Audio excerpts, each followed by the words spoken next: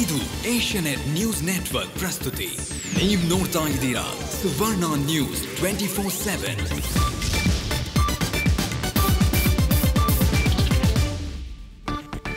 ನಮಸ್ಕಾರ, ಸುವರ್ಣ ನ್ಯೂಸ್ಗೆ ಸ್ವಾಗತ. ನಾನು ಸೌಮ್ಯ. ಈಗ ಹೆಡ್ಲೈನ್ಸ್. ಬಿಜೆಪಿ ಬೇರು ಗಟ್ಟಿಗೊಳಿಸಲು ಪ್ರಯತ್ನ. ಶಿವಮೊಗ್ಗದಲ್ಲಿ 3 ಜಿಲ್ಲೆಗಳ ಕಾರ್ಯಕರ್ತರ ಸಭೆ. ಮಲೆನಾಡಲ್ಲಿ ಕಮಲ ಪಡೆಯ ಕಸರತ್ತು. ಚಿಕ್ಕಮಗಳೂರಲ್ಲಿ ಬಿಜೆಪಿ ವರ್ಸಸ್ ಕೆಜೆಪಿ. ಬುಡ ಭದ್ರಗೊಳಿಸಲು ಸಚಿವ ಸಿಟಿ ರವಿ ವಿಕಾಸ ಯಾತ್ರೆ. ಕೆಜೆಪಿ ಬಲವರ್ಧನೆಗೆ ಧನಂಜಯ್ ಕುಮಾರ್ ಸರ್ಕಸ್. ವಿದ್ಯಾರ್ಥಿಯ ಮೇಲೆ ದೇವರಿಗೆ ಬರಲಿಲ್ಲ ಕರುಣೆ. ಬಿಜಾಪುರದಲ್ಲಿ ಬೆಂಕಿ ಹಚ್ಚಿಕೊಂಡ ಬಾಲಕ ದಾರುಣ ಸಾವು. ಮಗನನ್ನ ಕಳೆದುಕೊಂಡ ಕುಟುಂಬಕ್ಕೆ ಸಚಿವರ ಸಾಂತ್ವನ. ಪ್ರಧಾನಿ ಅಭ್ಯರ್ಥಿ ಸ್ಥಾನಕ್ಕೆ ಶುರುವಾಗಿದೆ ರೇಸ್. ಬಿಜೆಪಿಯಿಂದ ನರೇಂದ್ರ ಮೋದಿ ಬಹುತೇಕ ಖಚಿತ. ಕಾಂಗ್ರೆಸ್ನಲ್ಲಿ ಪಿ ಚಿದಂಬರತ್ತ ಎಲ್ಲರ ಚಿತ್ತ. ವೇದಾಧ್ಯಯನ ಮಾಡಲು ರಷ್ಯಾದಿಂದ ಬಂದ ಅಲೆಕ್ಸಾಂಡರ್. ಪ್ರಿಯತಮೆ ಜೊತೆಗೆ ಹಿಂದೂ ಧರ್ಮಕ್ಕೆ ಮತಾಂತರ. ಶಾಸ್ತ್ರೋಕ್ತವಾಗಿ ಸಪ್ತಪದಿ ತುಳಿದ ವಧೂವರ.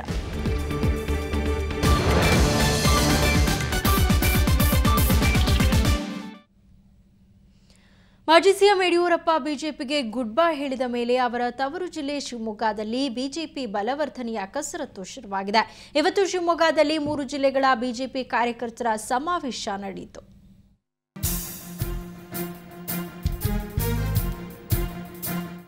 ಶಿವಮೊಗ್ಗದಲ್ಲಿ ಬಿಜೆಪಿ ಬೇರುಗಳನ್ನು ಗಟ್ಟಿಗೊಳಿಸುವ ಕಸರತ್ತು ಶುರುವಾಗಿದೆ. ಇವತ್ತು ಚಿಕ್ಕಮಗಳೂರು, ಉತ್ತರ ಕನ್ನಡ ಹಾಗೂ ಶಿವಮೊಗ್ಗ ಜಿಲ್ಲೆಗಳ ಪ್ರಮುಖ ಕಾರ್ಯಕರ್ತರ ಸಭೆ ನಡೆಯಿತು. ಶಿವಮೊಗ್ಗದವರೇ ಆದ ಯಡಿಯೂರಪ್ಪ ಆಪ್ತ ಆಯನೂರು ಮಂಜುನಾಥ್, ಬಿಜೆಪಿ ರಾಜ್ಯಾಧ್ಯಕ್ಷ ಈಶ್ವರಪ್ಪ ಪಕ್ಕದಲ್ಲೇ ಕುಳಿತದ್ದು ವಿಶೇಷವಾಗಿತ್ತು. ಯಾಕಂದ್ರೆ ಈ ಹಿಂದೆ ಬಿಎಸ್ವೈ ಪರವಾಗಿ ಆಯನೂರು ಮಂಜುನಾಥ್ ಈಶ್ವರಪ್ಪ ವಿರುದ್ಧ ಕಿಡಿಕಾರಿದ್ರು. ಇದೀಗ ಬಿಎಸ್ವೈ ಬಿಜೆಪಿ ತೊರೆದಿದ್ದು ಆಯನೂರು ಮಾತ್ರ ಕೇಸರಿ ಪಡೆಯಲ್ಲಿ ಗುರುತಿಸಿಕೊಂಡಿದ್ದು ವಿಶೇಷ. ಇನ್ನು ಶಿವಮೊಗ್ಗಕ್ಕೆ ಇದೇ ಮೊದಲ ಬಾರಿಗೆ ಆಗಮಿಸಿದ್ದ ಸಿಎಂ ಶೆಟ್ಟರ್ ಸಭೆಗೆ ಚಾಲನೆ ನೀಡಿದರು. ಯಡಿಯೂರಪ್ಪ ಗುಡ್ ಬೈ ಹೇಳಿರೋದ್ರಿಂದ ಪಕ್ಷ ಮತ್ತು ಸರ್ಕಾರಕ್ಕೆ ಯಾವುದೇ ಹಾನಿ ಇಲ್ಲ ಅಂತ ಸಮರ್ಥಿಸಿಕೊಂಡ್ರು. ಪಕ್ಷದಲ್ಲಿ ಏನಾಗ್ತದೋ ಸರ್ಕಾರಕ್ಕೆ ಏನಾಗ್ತದೋ ಅನ್ನುವಂಥ ಗೊಂದಲವಿಲ್ಲ. ಯಾವುದೇ ಗೊಂದಲ ಬೇಡ ಅಂತ ನಾನು ಫಸ್ಟ್ ಮೊದಲೇ ಮತ್ತೆ ಹೇಳ್ತೀನಿ. ಯಾವುದೇ ಗೊಂದಲ ಇಲ್ಲ, ಮೊದಲೇ ಮಾಡ್ಕೊಳ್ಳುವಂಥದ್ದು ಬೇಕಾಗಿಲ್ಲ ಅಂತ ನಾನು ಇವತ್ತು ಹೇಳ್ತಾ ಇದ್ದೀನಿ. ಯಾಕಂದ್ರೆ ಭಾರತೀಯ ಜನತಾ ಪಾರ್ಟಿ ಹಿಂದೆ ಜನಸಂಘದ ಸಮಯದಿಂದ ಇವತ್ತಿನವರೆಗೆ ನಡ್ಕೊಂಡು ಬಂದಂತ ಭಾರತೀಯ ಜನತಾ ಪಾರ್ಟಿ. ಪ್ರಮುಖ ಕಾರ್ಯಕರ್ತರ ಸಭೆಯಲ್ಲಿ ಸಂಸದ ಅನಂತಕುಮಾರ್, ಸಚಿವರಾದ ಜೀವರಾಜ್, ವಿಶ್ವೇಶ್ವರ ಹೆಗಡೆ ಕಾಗೇರಿ, ಸಂಸದ ಅನಂತಕುಮಾರ್ ಸೇರಿದಂತೆ 3 ಜಿಲ್ಲೆಗಳ ಹಿರಿಯ ಮುಖಂಡರೆಲ್ಲ ಭಾಗಿಯಾಗಿದ್ರು. ಅಧಿಕಾರ ಅನುಭವಿಸಿ ಪಕ್ಷ ಬಿಟ್ಟು ಹೋದವರು ಮುಂದೆ ಪಶ್ಚಾತ್ತಾಪ ಪಡಬೇಕಾಗುತ್ತೆ. ಗೊಂದಲಗಳಿಗೆ ಜನರೇ ಉತ್ತರ ನೀಡಲಿದ್ದಾರೆ ಅಂತ ಸಂಸದ ಅನಂತಕುಮಾರ್ ವಿಶ್ವಾಸ ವ್ಯಕ್ತಪಡಿಸಿದರು. ಕರ್ನಾಟಕದಲ್ಲಿ ಹೊಸ ಹೊಸ ಪ್ರಯೋಗಗಳು ನಡೀತಾ ಇರಬಹುದು. ಹೊಸ ಹೊಸ ಪ್ರಯೋಗಗಳಿಗೆ ಹೊಸ ಹೊಸ ಅರ್ಥಗಳನ್ನ, ಹೊಸ ಹೊಸ ಹೆಸರಿಸಿಕೊಂಡು ಓಡಾಡ್ತಾ ಇರಬಹುದು. ಪ್ರಾದೇಶಿಕ, ಅರ್ಧ ಪ್ರಾದೇಶಿಕ, ಪೂರ್ತಿ ಪ್ರಾದೇಶಿಕ ಅಂತ ಹೇಳಿ ಒಂದು ಕಡೆ ಶ್ಯಾಮ್ ಪ್ರಸಾದ್ ಮುಖರ್ಜಿ, ದೀನ್ ದಯಾಳ್ ಉಪಾಧ್ಯಾಯ, ಅಟಲ್ ಬಿಹಾರಿ ವಾಜಪೇಯಿ, ಎಲ್ಕೆ ಅಡ್ವಾಣಿ. ಇನ್ನೊಂದು ಕಡೆ ಇಂದಿರಾ ಗಾಂಧಿ, ಸೋನಿಯಾ ಗಾಂಧಿ, ದೇವರಾಜ್ ಅರಸು, ಕಾಂಗ್ರೆಸ್ ಪಾರ್ಟಿ. ಬಹಳ ಸ್ಪಷ್ಟವಾಗಿ ಎರಡು ಭಾಗ ಆಗುವುದು. ಒಟ್ಟಾರೆ ಬಿಎಸ್ವೈ ಬಿಜೆಪಿ ತೊರೆಯುತ್ತಲೇ ಮಲೆನಾಡಿನಲ್ಲಿ ಕಮಲ ಕಟ್ಟುವ ಕೆಲಸಕ್ಕೆ ಚಾಲನೆ ನೀಡಲಾಗಿದೆ. ಯಡಿಯೂರಪ್ಪ ಕೋಟೆಯಲ್ಲಿ ಕಮಲ ಪಡೆಯ ಕಸರತ್ತು ವರ್ಕೌಟ್ ಆಗುತ್ತಾ ಅನ್ನೋದಕ್ಕೆ ಜನರೇ ಉತ್ತರ ನೀಡಲಿದ್ದಾರೆ. ಶಿವಮೊಗ್ಗದಿಂದ ಕ್ಯಾಮರಾಮನ್ ನವೀನ್ ಜೊತೆ ರಾಜೇಶ್ ಕಾಮತ್, ಸುವರ್ಣ ನ್ಯೂಸ್. ಚಿಕ್ಕಮಗಳೂರಲ್ಲಿ ಈಗಾಗಲೇ ಚುನಾವಣಾ ಕಾವು ಏರಿದಂತಿದೆ. ಮುಂಬರುವ ಎಲೆಕ್ಷನ್ ದೃಷ್ಟಿಯಲ್ಲಿಟ್ಟುಕೊಂಡು ಸಚಿವ ಸಿಟಿ ರವಿ ಸಂಘಟನೆಯಲ್ಲಿ ತೊಡಗಿದ್ದಾರೆ. ಇನ್ನು ಅವರಿಗೆ ಟಾಂಗ್ ಕೊಡೋಕೆ ಕೆಜೆಪಿ ಕೂಡ ಪಕ್ಷದ ಬಲವರ್ಧನೆಗೆ ಚುರುಕಾಗಿದೆ.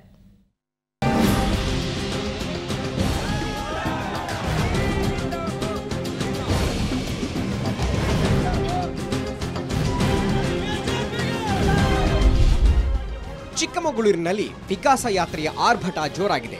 ಮನೆ ಮನೆಗೆ ಬಿಜೆಪಿ ಎನ್ನುವ ಘೋಷವಾಕ್ಯದಲ್ಲಿ ಸಚಿವ ಸಿಟಿ ರವಿ ಕ್ಷೇತ್ರದಲ್ಲಿ 3 ದಿನಗಳ ಪಾದಯಾತ್ರೆ ನಡೆಸಿದ್ದಾರೆ. ಇವತ್ತು ದೇವನೂರು, ಕಬ್ಬಳ್ಳಿ ಸೇರಿದಂತೆ ಹಲವೆಡೆ ಭೇಟಿ ನೀಡಿ ಅಭಿವೃದ್ಧಿ ಕಾರ್ಯಗಳ ಪ್ರಚಾರ ಮಾಡಿದ್ರು. ಮುಂದಿನ ಚುನಾವಣೆ ಎಲ್ಲದಕ್ಕೂ ಉತ್ತರ ನೀಡಲಿದೆ ಅಂತ ಕೆಜೆಪಿ ಮುಖಂಡರನ್ನ ಕುಟುಕಿದ್ರು. ನಮ್ಮ ಚಿಕ್ಕಮಗಳೂರು ಕ್ಷೇತ್ರ ದೇವರ ಕಾರ್ಯಹಳ್ಳಿಯಿಂದ ಇದು ನನ್ನ 19ನೇ ಪಾದಯಾತ್ರೆ. ಜಿಲ್ಲೆಯ ಬೇರೆ ಬೇರೆ ಭಾಗಗಳಿಂದ ಪಾದಯಾತ್ರೆ. ಇದು 19ನೇ ಪಾದಯಾತ್ರೆ.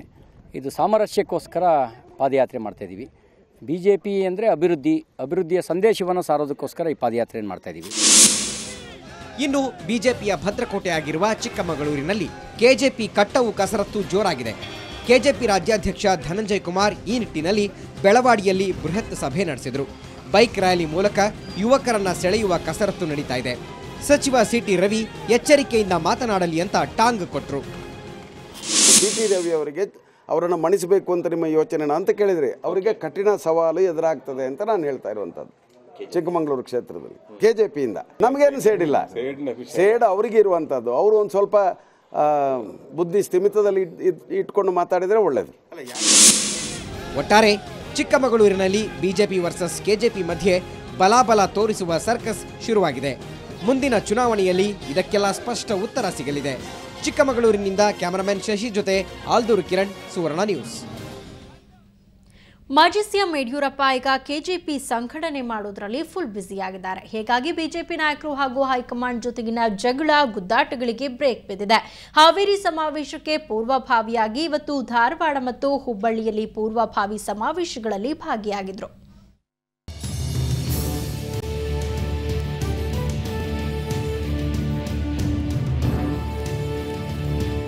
ಕೆಜೆಪಿ ಪಕ್ಷಕ್ಕೆ ಅಧಿಕೃತವಾಗಿ ಸೇರ್ಪಡೆಯಾಗಿರುವ ಬಿಎಸ್ವೈ ಇದೀಗ ಪಕ್ಷ ಸಂಘಟನೆಯಲ್ಲಿ ತೊಡಗಿದ್ದಾರೆ. ಬಿಎಸ್ವೈ ಇದೇ 9ರಂದು ಹಾವೇರಿಯಲ್ಲಿ ಕೆಜೆಪಿ ಸಮಾವೇಶಕ್ಕೆ ಜೋರಾದ ತಯಾರಿ ನಡೆದಿದೆ. ಅದಕ್ಕೆ ಪೂರ್ವಭಾವಿಯಾಗಿ ಇವತ್ತು ಧಾರವಾಡದಲ್ಲಿ ಸಮಾವೇಶ ನಡೆಯಿತು. ಸಮಾರಂಭದಲ್ಲಿ ಮಾತನಾಡಿದ ಬಿಎಸ್ವೈ, ರಾಷ್ಟ್ರೀಯ ಪಕ್ಷಗಳ ಕಾಲ ಯುಗಾಂತ್ಯವಾಗಿದೆ. ಜನ ಪ್ರಾದೇಶಿಕ ಪಕ್ಷಗಳಿಗೆ ಮನ್ನಣೆ ನೀಡುತ್ತಿದ್ದಾರೆ.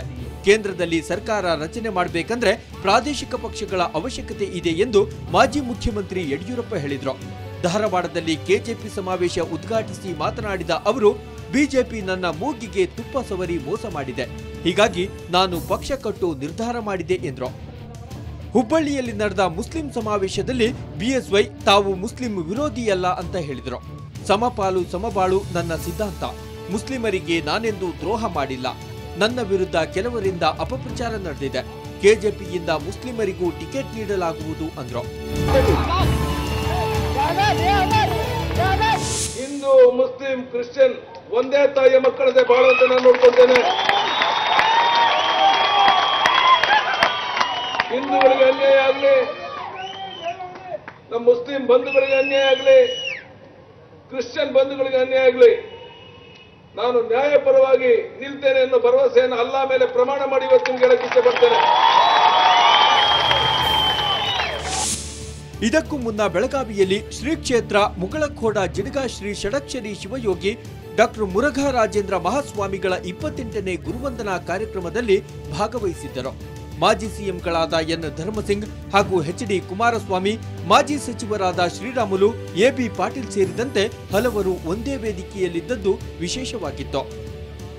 ಅತ್ತ ಬಿಜೆಪಿ ಕೆಜೆಪಿ ವಿರುದ್ಧ ಕಾರ್ಯತಂತ್ರ ರೂಪಿಸುವಲ್ಲಿ ನಿರತರಾಗಿದ್ರೆ, ಇತ್ತ ಬಿಎಸ್ವೈ ತಮ್ಮ ಹೊಸ ಪಕ್ಷದ ಸಂಘಟನೆಯಲ್ಲಿ ತೊಡಗಿದ್ದಾರೆ. ಮುಂದಿನ ದಿನಗಳಲ್ಲಿ ರಾಜ್ಯ ರಾಜಕೀಯದಲ್ಲಿ ಹಲವು ಬದಲಾವಣೆಗಳಿಗೆ ಇದು ಮುನ್ನುಡಿಯಾಗಿದೆ. ಬ್ಯೂರೋ ರಿಪೋರ್ಟ್, ಸುವರ್ಣ ನ್ಯೂಸ್. ಇನ್ನೇನು ಎಲೆಕ್ಷನ್ ಟೈಮ್ ಹತ್ತಿರ ಬಂದೇ ಬಿಡ್ತು. ಅದಕ್ಕಾಗಿ ರಾಜಕೀಯ ನಾಯಕರು ತಮ್ಮ ಬಾಯನ್ನ ಜೋರ್ ಮಾಡಿದ್ದಾರೆ. ಇವತ್ತು ಯಾರ್ಯಾರು ಏನೇನ್ ಹೇಳಿದ್ರು ಅಂತ ಬಾಯಿ ಬೊಂಬಾಯಲ್ಲಿ ನೋಡ್ತಾ ಒಂದು ಬ್ರೇಕ್ ತಗೊಳ್ಳೋಣ.